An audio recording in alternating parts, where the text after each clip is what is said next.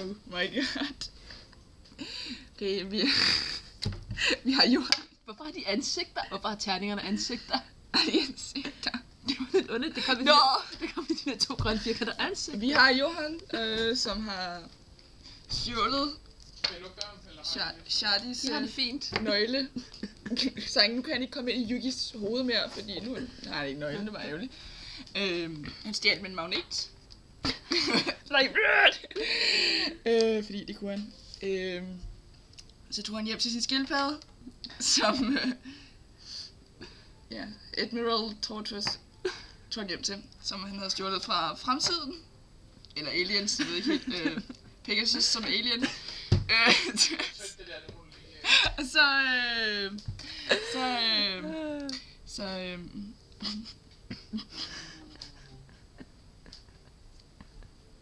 What the fuck? I can see something interesting. Ja, så da han kom hjem, så blev han jaget af en bi hele vejen op på toppen af Kyber Corp, hvor han hoppede i faldskærm.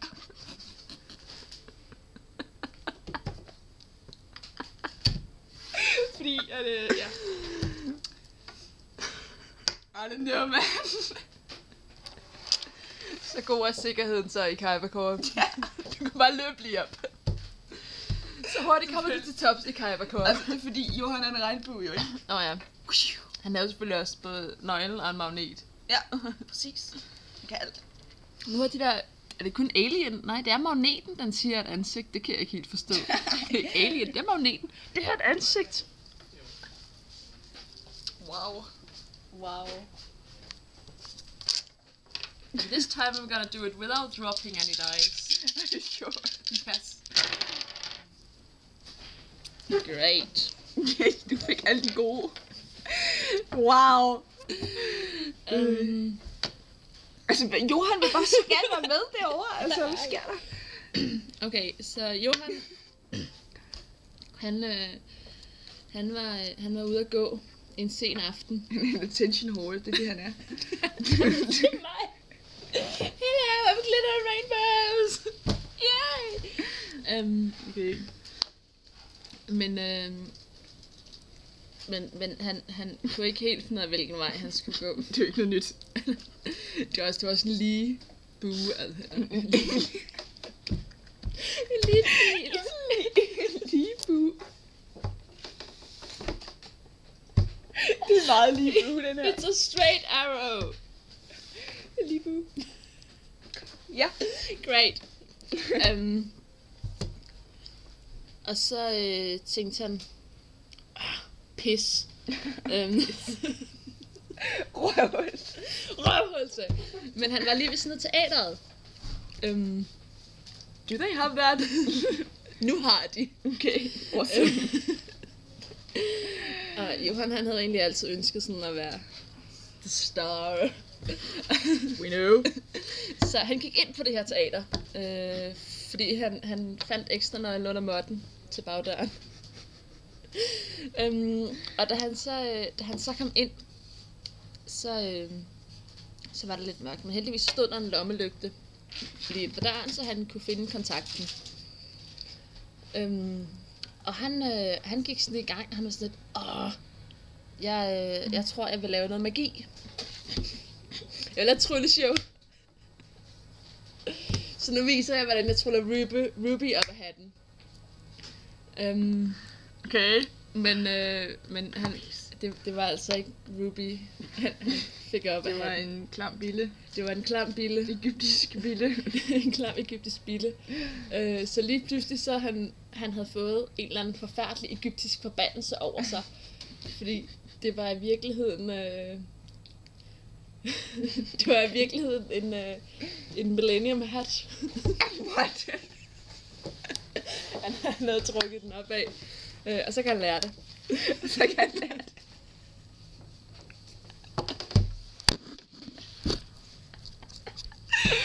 Okay, that was a silly story. Wow. It's because it has a Millennium Hat. Hvem skulle have den? I don't know. What the fuck? Vi laver lidt Millennium Item, fordi vi kan.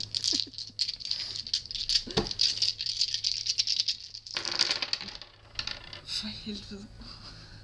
Hey, ingen Johan. Ikke nogen overhovedet. Der er ikke nogen.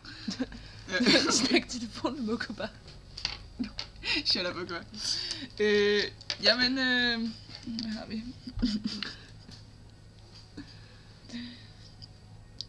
Vi har Mokuba, der spiller skak. Med du spiller skak med. Spiller skak Altså med. Pegasus er på den anden side. Hvorfor skulle jeg spille skak med Pegasus? Fordi Pegasus kan reglerne. Han snyder altid. Ja, but he knows the rules, so he can cheat. Du kan jo ikke snyde, hvis ikke du kender reglerne, vel? Okay, så spiller Mokuba skak med Pegasus. Meget mystisk. Så ringer Kaiba og siger, shut up, Mokuba. Så bliver Mokuba ked af det. Fordi han havde ikke gjort noget. Han spillede bare skak, ikke? Så blev Pegasus, han blev kommet sådan, han ville gerne røre. Jeg vil gerne røre din Mokuba. Fordi det ved vi jo alle sammen godt, han vil. Men de blev ved med at spille skak, og tiden gik. Der var ikke nogen, der tabte. Det var ret fantastisk. Så blev det nat. Pegasus ville stadig gerne røre. Så han låste Mokuba ind i et bur.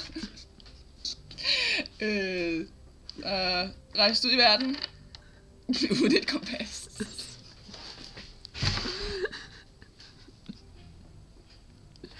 Havde han Mokuba med, eller? Ja. Godt så. Nej, han blev bare hjemme i buret. Så fejl, du det sted ud i verden. Jeg kunne stadigvæk godt se det ske. Oh, I have an appointment. But... Jeg er et bur. Fuck dig. Ej, han vil godt røre, ikke? Ja. Det ved vi godt. Pegasus gerne vil. Han kan røre. Han kan røre. Jeg skal bare kæle, Mokuba.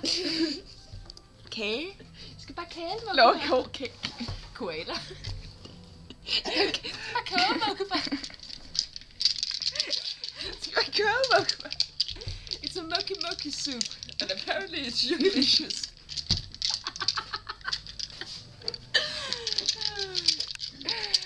Ja. Du suger hele kvildt. Nogen sover. Som sleeping. Okay. Du har heller ikke nogen. Du har Otegi. Otegi, han var i Egypten. Nej, det er så pyramid. It's a data pyramid. Fordi han... It's a what? It's indeed. No, indeed. Så det er en beta-pyramide. Hvad? Nej, sådan der. Det er en beta-pyramide. Okay. Så han skulle ned og lave noget research. Censurering? Censurering. No. Han skulle ned og lave noget research. Censur.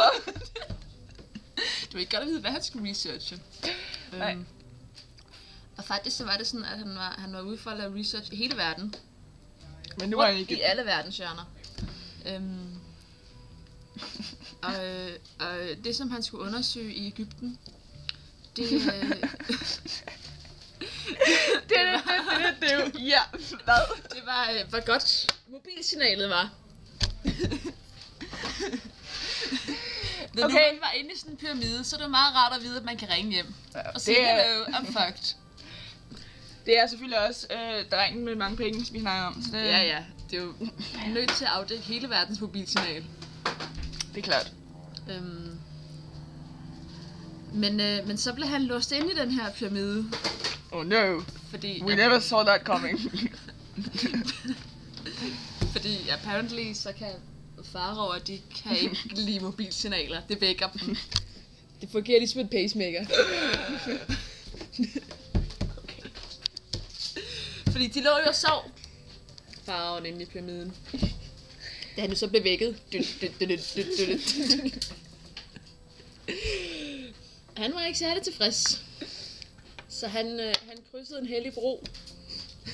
En hellig bro ind i pyramiden? Det er ikke en bro. Altså her, der er det godt nok over vand, ikke? Men det var en hellig bro hen over en meget dyb kløft. Er vi inde i Artemis pyramide? Er det det, du prøver at fortælle os? Det har jeg ikke sagt noget om. Det lyder bare meget sådan. This is familiar. Okay, det er vi, ja. Ja, I guessed it! Og han er ikke tilfreds. Og det var en sur skid. Ikke tilfreds. Og det var en sur kælling. Det ved vi godt. Kom. Og da han så finder Duke, så har Duke, han har slået lejr. Med en tipi. Inden vi kan vide, jeg ved ikke. He's a rich boy, and he needs privacy, okay? Men en tipi. Er det lige baglommen? Duke. Tipi convenience. Tipi convenience. Tipi convenience. Tipi. Okay. Det er fordi, at Tipi starter med T, og så minder det ham lidt om Tristan. Okay. Nej, han har slået lejr. Og Adam synes, det var ret underligt ting at gøre. Men på den anden side, så var det altså meget hyggeligt. Meget hyggeligt. Det er jo ikke Yuki, nej. It's not his boy toy. Men stadigvæk, så var det jo ikke noget, der skulle foregå ind i hans pyramide. Så han gik hen og kastede æbler på teltet. Det var offergaver. TV convenience. TV convenience. Pop, puff, pop, puff, pop, puff. What the fuck? I don't know. Wow. There. Your move. Ja, okay. Nej, Johan, gå nu væk. Han vil gerne prøve at sige noget. Johan prøver at fortælle os noget. Jeg vil gerne være en stjerneskud. Okay. Så vi har Johan. Han gik rundt ud i sin have, kiggede på blomster, fordi han har en have, apparently. Og kan godt lide blomster. Og kan godt lide blomster. What a shocker! He likes flowers. Flower? Han var rigtig glad. Han gik og kiggede på små dyr på hans blomster. Med en lup. Med en lup hedder det. Med en monokkel? Nej. Til at sige med et teleskop. Det var meget små dyr. Men pludselig fik han et stjerneskud i hovedet. Lås!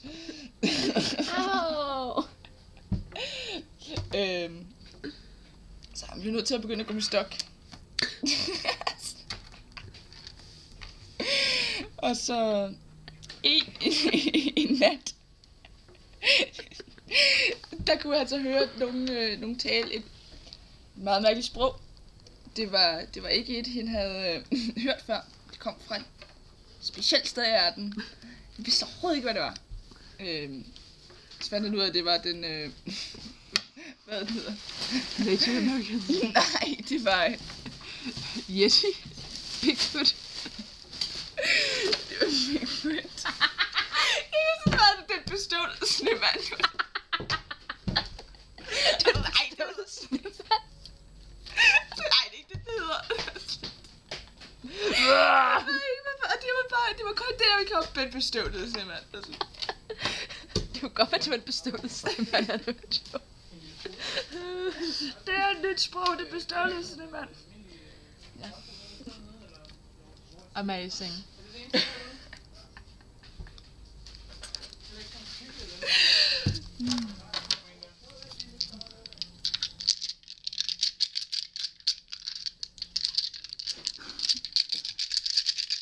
Man skal knuppe sine terninger dagligt. Knop dem hårdt. Knop dem hårdt. Knop dem hårdt. Okay. I have a 7-colored fish. And Pegasus. And Pegasus. Okay.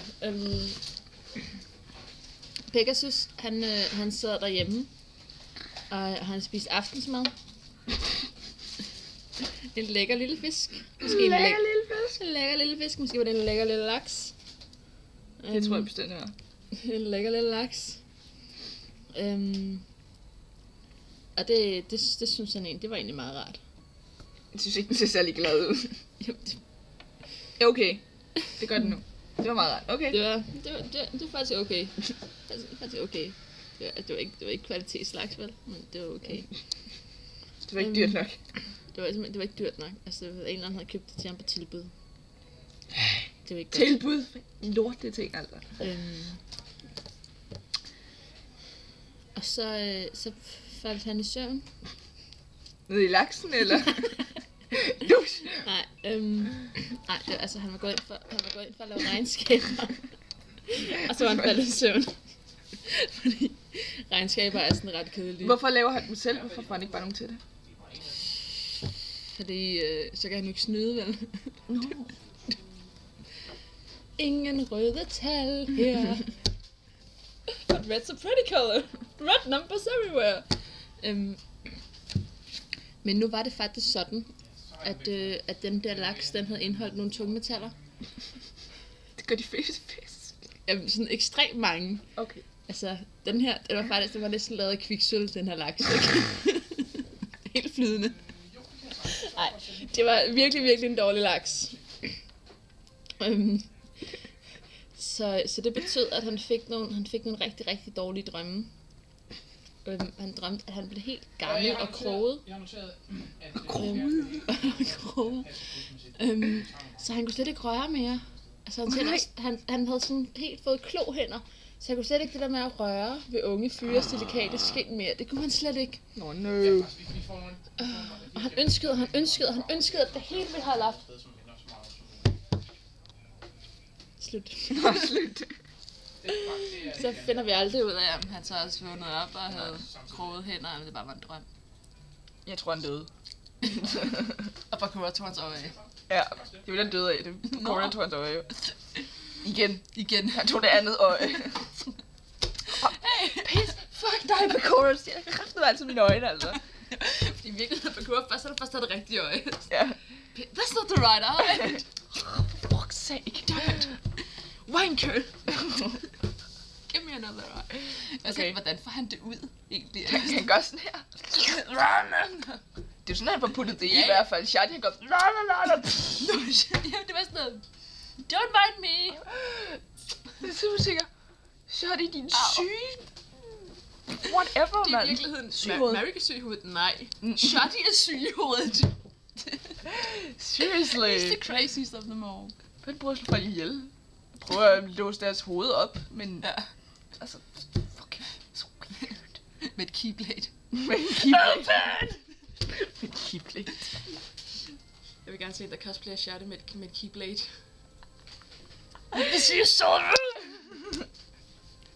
Open! I want to see your soul, David. Slush.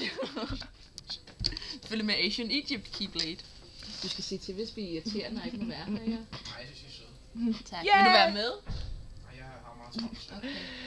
Det lyder sjovt, at jeg har en ret god fantasi, så det kan være en anden gang måske. Okay. Jamen, vi kommer snart igen. Altså ikke, at vi går nu, men vi kommer snart igen. Du slipper ikke for at sige nu. Vi slår en chibi op. Lige derhen. Der er lige plads til